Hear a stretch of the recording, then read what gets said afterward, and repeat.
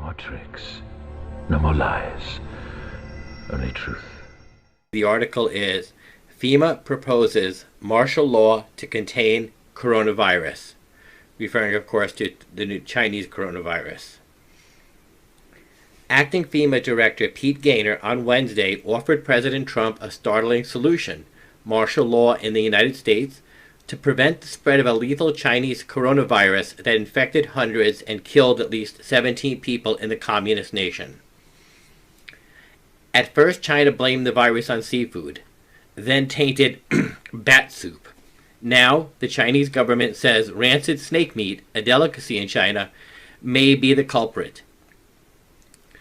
Regardless the cause, Xi Jinping responded by quarantining nearly 20 million people at the epicenter of the lethal pathogen, banning planes, trains, and automobiles from leaving or entering Wuhan in an unprecedented move aimed at containing the disease, which has already spread to other countries. In America, FEMA took notice.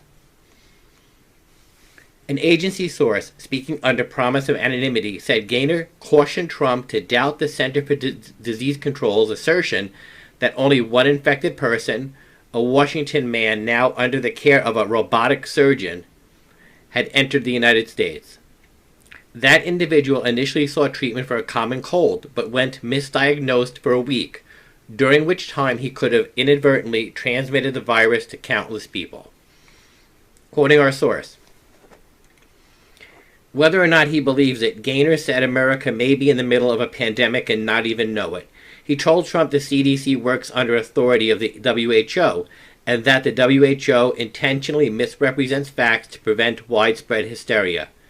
He alleged hundreds or thousands in the U.S. might already be infected, our source said. And Xi Jinping, Gaynor told Trump, made the right move in imposing a de facto state of martial law in Wuhan and other Chinese cities. He suggested that Trump instruct Washington Governor Jay Inslee to at once declare martial law and quarantine Snohomish County. The unidentified patient, who was in his 30s and lives alone in Snohomish County, was determined to have close contact with 16 people during his 5 days back in the U.S. before he received a diagnosis Monday for the contagious virus. Those 16 people, Gaynor said, are potential carriers that could unwittingly infect an entire city or state or even the nation. FEMA, he said, was prepared to act and had taken the liberty of designing plans that would see 1,500 armed FEMA agents descend on Snohomish County, setting up roadblocks and interrogating persons who display even a single symptom.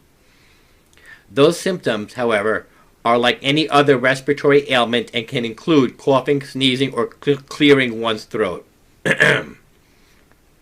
Quoting our source again, Snohomish County would just be a test bed. FEMA wants nationwide martial law and will use any crisis to work toward that goal. The virus is the latest crisis, and FEMA doesn't want to waste it. Gaynor bluntly told Trump many Americans will resist martial law and that FEMA would take decisive action to deal with them. Unquote. Gun confiscation, Gaynor told Trump, would be mandatory. FEMA would conduct no-knock wellness checks on residents and seize any and all firearms found in homes. These extreme measures, he added, are needed to prevent the citizenry from starting an insurrection on government authority.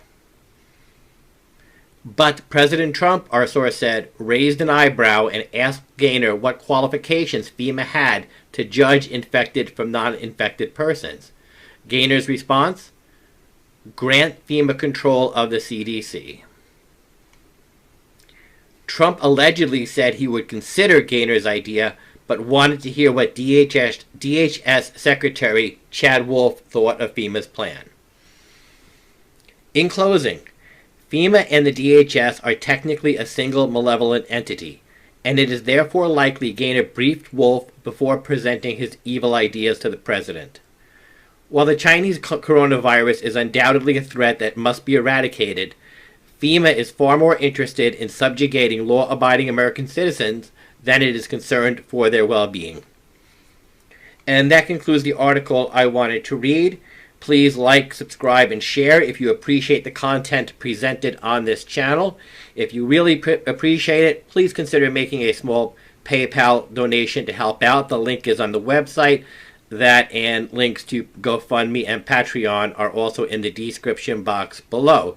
As I say, YouTube has heavily demonetized me, so every dollar helps. Michael out for now. Thank you for listening.